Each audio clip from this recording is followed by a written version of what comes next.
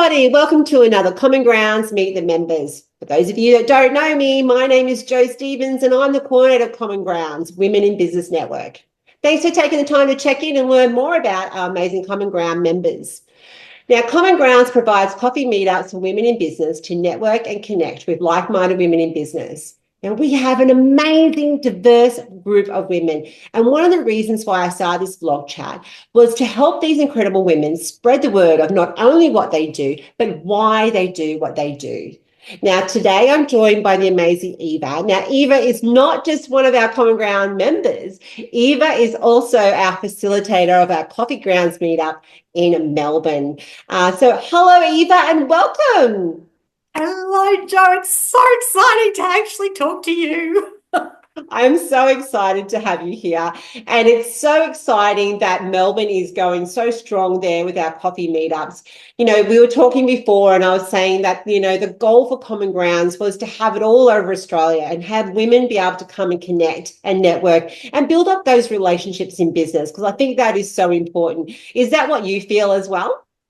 Yeah, 100%. And what I love about Common Grounds and why I was so excited that you wanted to spread to Melbourne and asked me to be the facilitator was that I had visited a Common Grounds event, as you know, when I was up in Brisbane, and it was just so different to everything that we have in Melbourne, being a free event and just the openness and the flexibility, and that it's really just about true connection.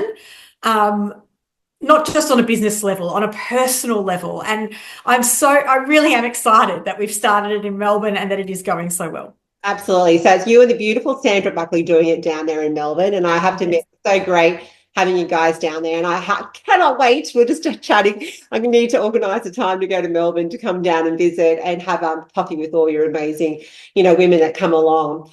But today is not just about chatting about that. I'd love everybody to learn a little bit more about you. So Eva, tell us about your business and what it is about. Yeah, absolutely. So I work with mums that are entrepreneurs, and I'm all about breaking the preconditioned societal gender biases that still exist in our homes. So mostly I work with the mums one-on-one via Zoom, and I'm coaching them to transition their household management into a whole household responsibility. So it's not just all on mum's shoulders. She doesn't have to carry the weight of everything for everyone. It clears up and frees her time, her energy, and her headspace, and she can actually grow her business with single-minded focus. Oh my gosh, I needed that many, many moons ago. My kids are adults now, but I totally agree with you because, I mean, as much as like we are changing, the world is changing. I see that Yes. in my children's relationships. It can still very, very much be there by that. So what kind of programs do you offer? So I do a single session. I do a short burst 4 session blast if there was just one thing that you wanted to work on. So most people come to me and they're like, I can't manage dinners anymore. I'm the only one that's cooking dinner. I can't think anymore what to eat, what to cook. I'm so tired of doing it all. I need to find a way to not just plan the meals, but organize it in the house so that it's not always me. Um, so yeah, like that sort of thing, or around the laundry, or it could be, I've had one client who was just overwhelmed with all the paperwork that would come into the house and that she had to manage. And so we kind of took her from scrappy to happy CEO. Um, so that sort of thing. And then I also run a VIP longer term package where we set up and organise the complete household management system for mum and her family in her home. And it's not a template. It's really about adjusting and tweaking and making it work for her house and the dynamics that she has to deal with and the different capabilities and understandings that there are in the house. And we work through mindset, we work through systems, and we work through communication. Oh my goodness, I love that. And I can hear your passion. So how did you get started in this, Eva? Like, how did that happen for you? So, like many small businesses or micro businesses, it comes from my heart. It's really my journey. I actually started life as an engineer, so I was working in the corporate world, and I could see that doing that long before I had children, I could see I wasn't going to be able to be the mum that I had always wanted to be, and it wouldn't afford me the ability to be available for canteen duty and drop-offs and pickups and, all the extracurricular activities I wanted to be able to drive them to. And so I gave that up and started in small business. And I ran all sorts of different small businesses, everything from Party Plan to, I was a professional organizer for a while. Like, I did lots and lots of different things. And then as the kids grew up, and because I was working from home and I was the default parent, Yeah. I also became the default, housekeeper and default carer and the default educator and all of that as mums I want to do. And I kind of imagine that when my kids get older, it'll all be different. But they settled into high school and I still found myself doing it all. And I ended up in burnout. I was really like, I just couldn't manage. And in coming out of the burnout, I started to really assess how I'd gotten there. So who I was being, what my upbringing, what the societal expectations were, what I was taking on, what kind of mum I was being. And I started to try and adjust that and let go of some of that mummy martyrdom and change the way I communicated and what I expected of my kids, what I thought my family or my husband expected of me. I let a lot of that go. And in doing that and talking to other friends that were in similar situations and getting close to the same level of overwhelm and sharing with them what I was doing and seeing how it worked for them, that's when I realized that this is the last bit of what our suffragette foremothers were fighting for. It wasn't just about equal opportunity outside the house. It was about fairness within the house. Absolutely. And the reality is, the reality is that we can't do the role of three people. We can't be the housekeeper and the carer and provide the income that our lifestyle in this day and age requires us to provide for our family. So we've got to find a way to share that load, let go of our own mother load But I also think what you're doing is you're teaching like our children or your children, a better, like the way it should be, so that when they go into those relationships, they are like for, for young women, they're able to go, no, this is, like we're both shared here for young men to know, like, okay, I'm going to respect my partner and do that. This is both of us in here doing it.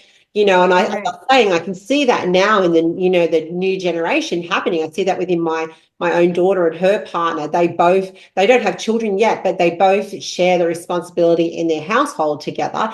And I think that is a great way that they're starting to understand that more. And I think that's great that you're doing that, because unfortunately not everyone is, are still, they're still in that century. So it's great you're doing that. And 100%, Jo. And the other thing is, you're right. We see it more and more that it outwardly appears even. Like the task management is even, but the mother load is not. That mental load is not yet even.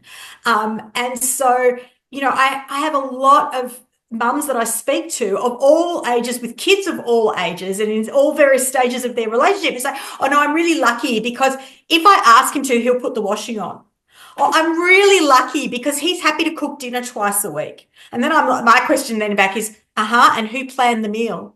And who bought the groceries? Yes. And who got the recipe out in the morning so that it was ready and on the bench for him, right? So there's one thing to offload the task. There's a completely different layer of offloading the responsibility. Yeah. And you're right, it's the role modeling for our kids, because it's all very well for our kids to grow up and be told one thing, but if they're not seeing it, then they'll never take that on as adults. And that's exactly what happened to me. I was raised by an absolute feminist, and all the conversations were about everything that I was able to do and I could do, and the implication was, even though you're a girl, I carried that weight, of the implication. But what I observed, what I saw was my mum worked full time, came home and got to work, cooking and cleaning and prepping and making sure we got to our appointments and our extracurriculars and we did our homework and all of that. And Dad just came home and sat down to dinner. Yeah. Right? Like, so even though I was told one thing, and even though, young kids now see that dad does things, who's actually managing it? Who's keeping on top of it? Yeah. Who is remembering what needs to be done and when? And that's what your The program last level. does. I love that. That is exciting. And that is so needed. And, I think that, what you're offering people is incredible because you're right. It is hard. I know so many women who just take on so many roles and that burnout does happen. And, and you're going to change relationships, to be honest. That's what you're doing, and I think that is so needed, especially, in the modern world where there is so much going on. Uh, Yes.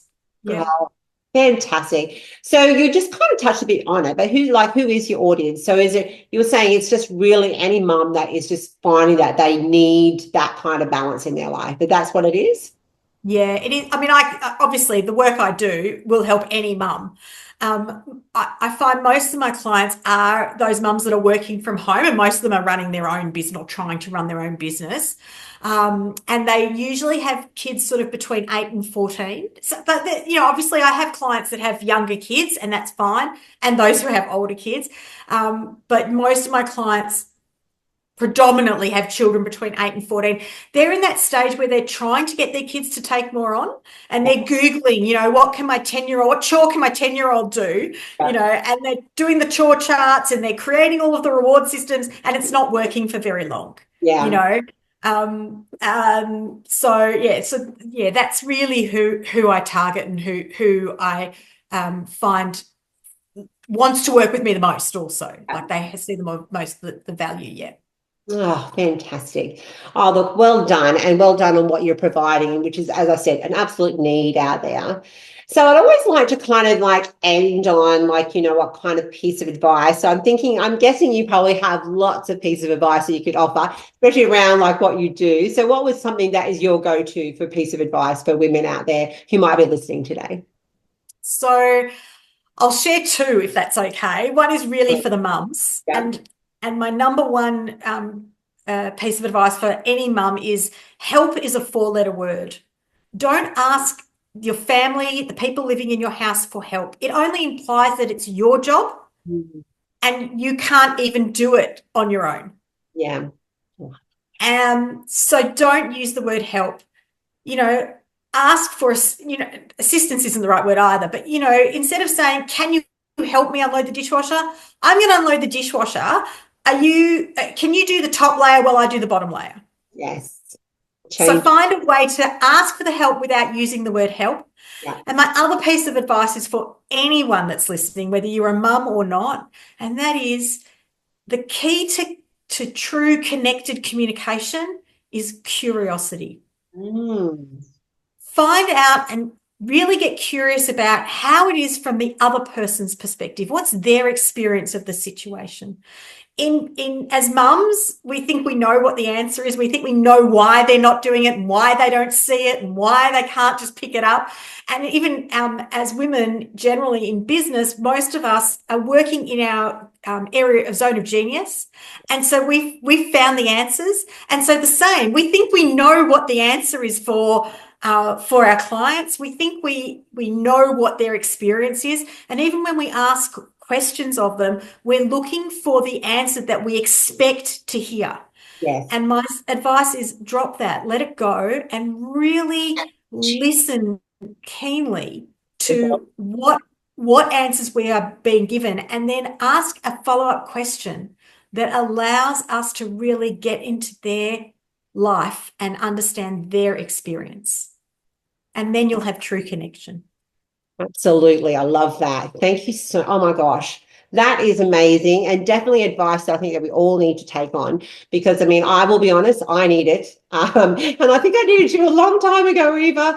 As I said, like just listening to you, like, oh my gosh, I wish you were around when my kids were teenagers. Definitely needed back then.